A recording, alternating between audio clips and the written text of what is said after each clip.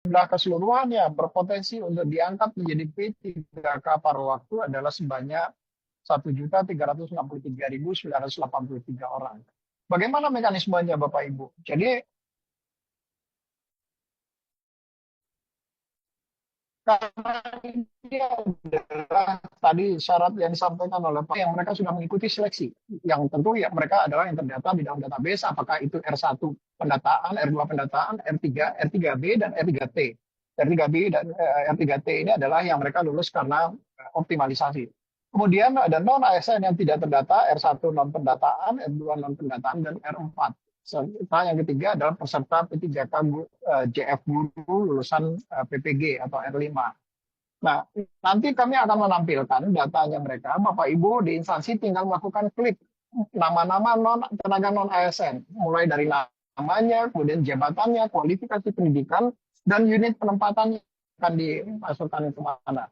Kalau Bapak Ibu kemudian tidak mengusulkan nama-nama yang sudah kami list tadi, yang jumlahnya 1.300.000 tadi, maka Bapak Ibu perlu mencantumkan alasannya. Alasannya apakah memang yang bersangkutan sudah tidak lagi bekerja di instansi Bapak Ibu misalnya, atau misalnya yang bersangkutan sudah meninggal dunia karena kita usia tidak ada yang tahu, bisa saja di dalam masa penantian ini kemudian ada yang sudah meninggal dunia. Tetapi nanti Bapak Ibu kalau sudah memilih semuanya, wajib untuk melampirkan SPTJM dari PPK dengan ditandatangani untuk menggunakan tanda tangan elektronik. Nah, setelah nanti datanya masuk melalui sistem perencanaan, maka Bu Menteri akan menetapkan kebutuhan berdasarkan usulan yang Bapak Ibu sampaikan tadi. Kalau itu sudah disampaikan, ditetapkan oleh Bu Menteri sebagai berdasarkan usulan Bapak Ibu, maka nanti dilakukan pengolahan dan Bapak Ibu bisa langsung mengusulkan penetapan nomor induk P3K-nya mereka. Nah, ini adalah tampilannya Bapak Ibu. Jadi mulai dari tambah usul untuk pengisian, kemudian Bapak Ibu tinggal memilih dan mengklik nama-nama siapa saja kemudian yang akan diusulkan berdasarkan data-data mereka yang sudah mengikuti seleksi. Kemudian kalau dia diusulkan, pilih kualifikasi pendidikannya dan sampai dengan jabatannya dan termasuk unit penempatannya. Kalau dia tidak diusulkan, maka juga Bapak Ibu tolong dijawab kenapa yang bersangkutan tidak diusulkan. Jadi ada jawaban dari kalau Bapak Ibu tidak mengusulkan. Kenapa ini penting? Karena kita betul-betul ingin menyelesaikan seluruh tenaga non ASN yang terdata. Karena di dalam Undang-Undang 20 2023 sudah tidak boleh lagi kemudian dilakukan pengangkatan tenaga non ASN atau tenaga honorer baru.